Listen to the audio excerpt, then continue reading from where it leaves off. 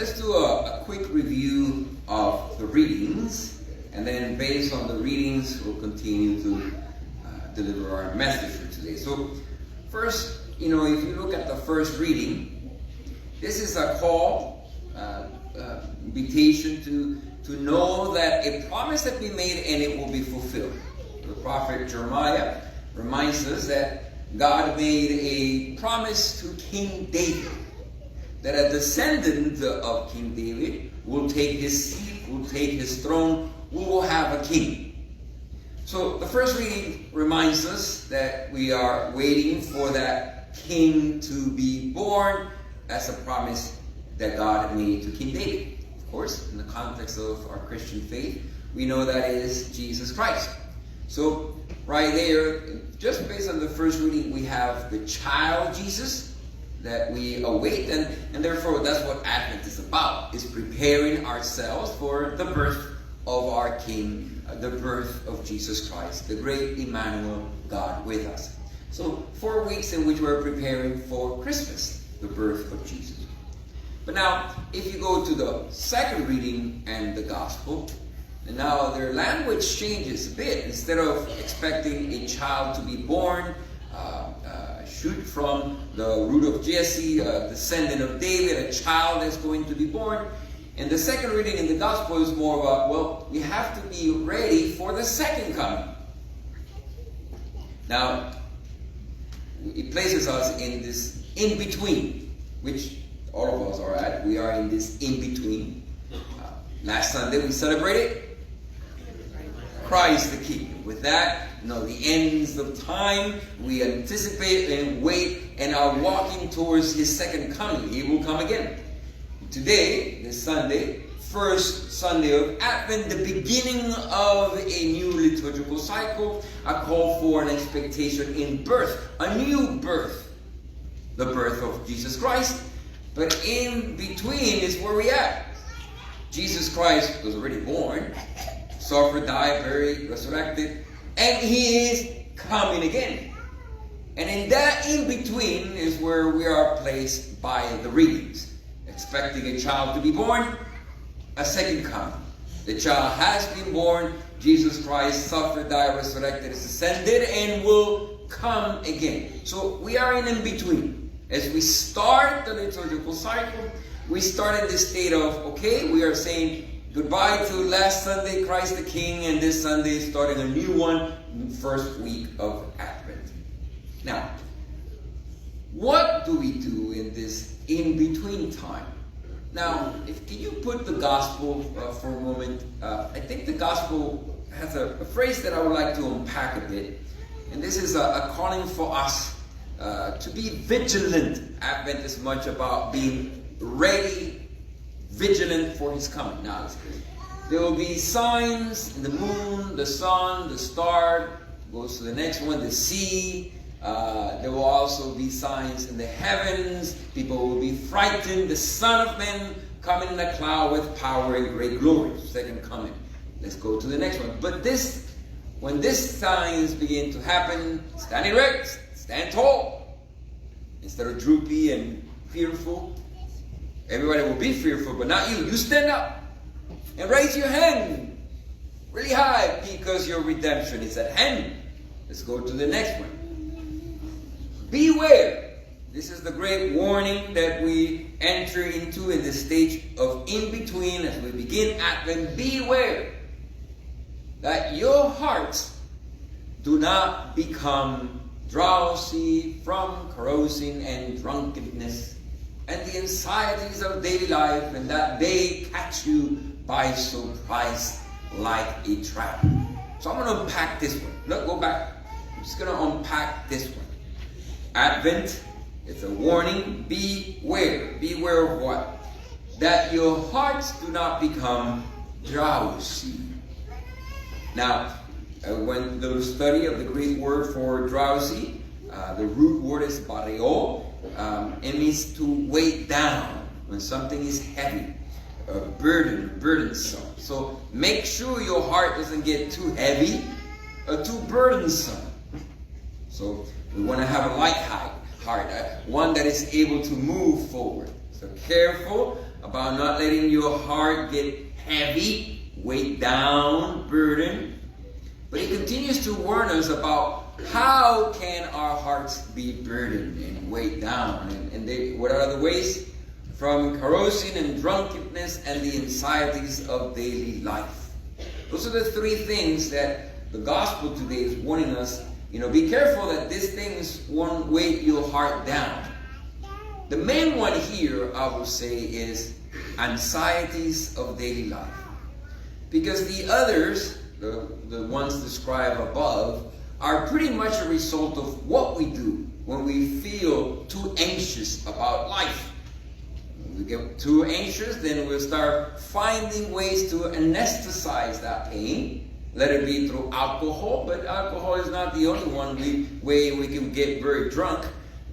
Alcohol is one, but food, sex, entertainment, social media, work. There are many ways in which we could try to anesthetize or busy ourselves as not to be somehow as to respond to the anxieties of the world. Here it's put in drunkenness, but we could also speak of it in a more symbolical language of the many ways in which we try to drink to anesthetize what comes as an anxiety and worries about life. And then we have to deal with the consequences, carousing. I actually had to look up for that word because I wasn't too familiar with that word, and actually went to the Greek, and it basically a more modern translation would be hangover. So after drinking too much, the consequence of drinking too much, a hangover. But if we just look at it at face value, the anxieties about life causes us to be fearful. Our hearts get heavy, burdened. We try to anesthetize the pain. We try to find a way to just quiet it or ignore it or busy ourselves. And there's many ways in which we seek out to drink, to anesthetize.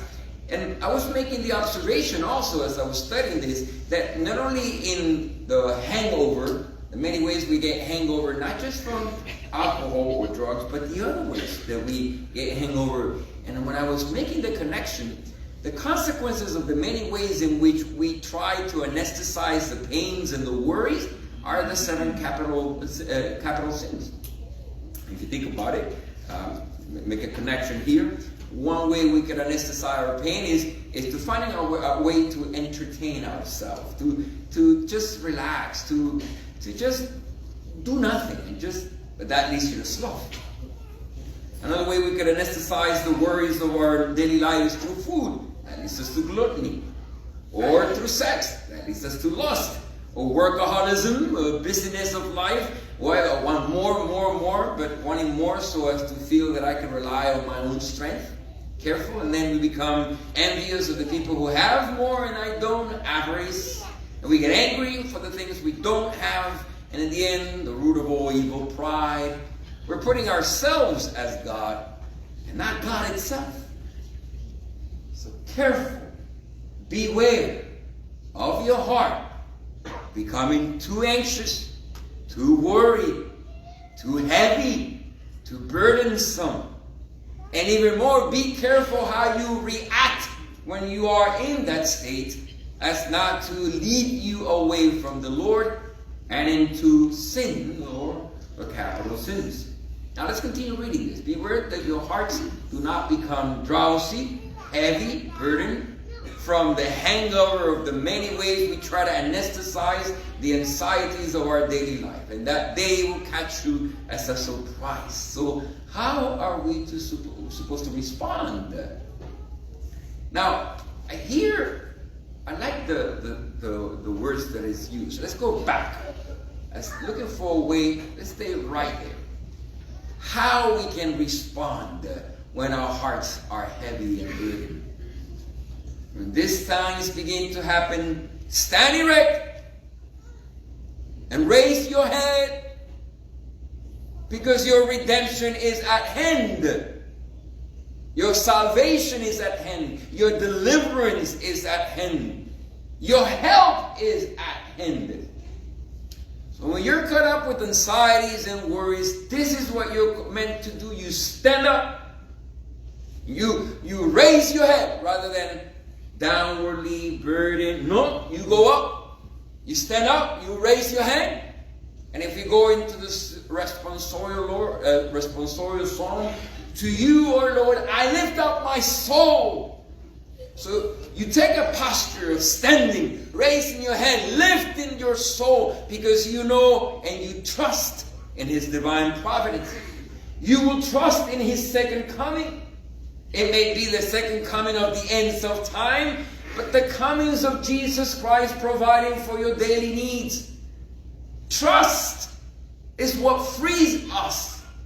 Trust is what helps us not become drowsy and heavy-hearted and burdened and looking for ways to anesthetize our worries and concern. Trust in His second coming, not just in the ends of time, but His second coming when God in His will desires to respond to your needs and anxieties and concerns. He knows what you need.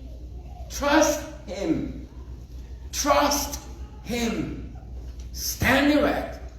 Raise your head and lift up your soul. Lord, in you I trust. In you I wait for your coming. Not just the ends of time, but as a way that you will come to respond to my needs. I surrender. I trust. All right, raise your hand if this week something came up to you. Things happening that your heart is burdened. You feel the weight of your heart, the anxieties about the world. Raise your hand. Then stand up.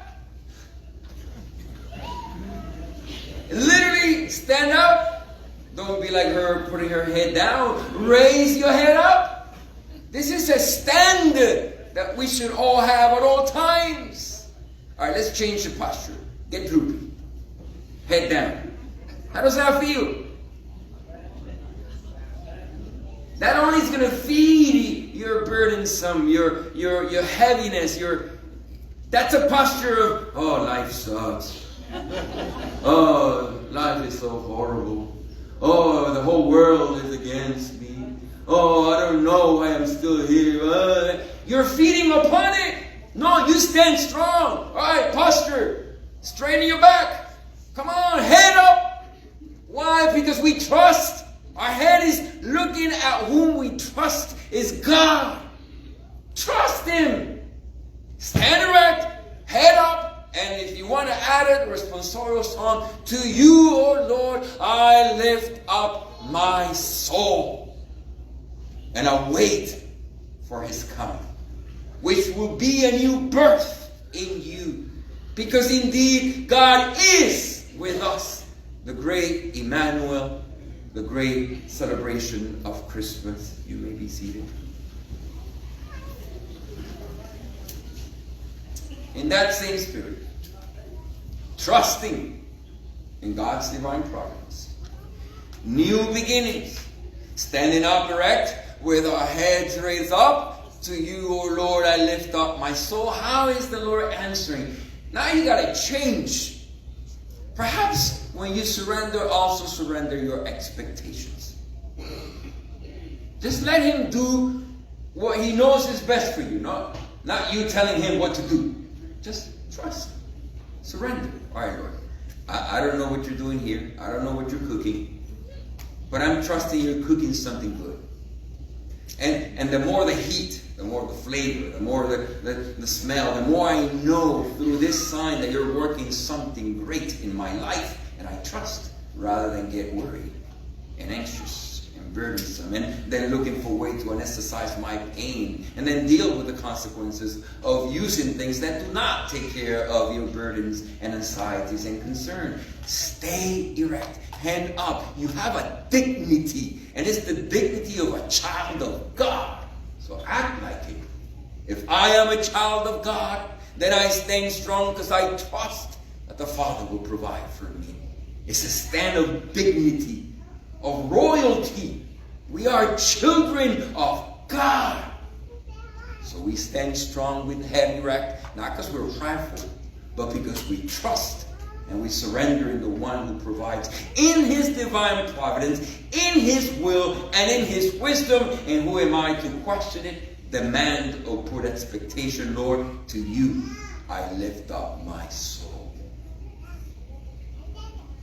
I hope this new beginning, this year that is starting right now with our liturgical cycle, be one where you are reminded to stand strong. And if your anxieties and burdens of life get busy, hard, heavy, burdensome, don't go to the worldly ways. Just stand strong. Raise your head up and renew your faith by saying, to you, O Lord, I lift up my soul.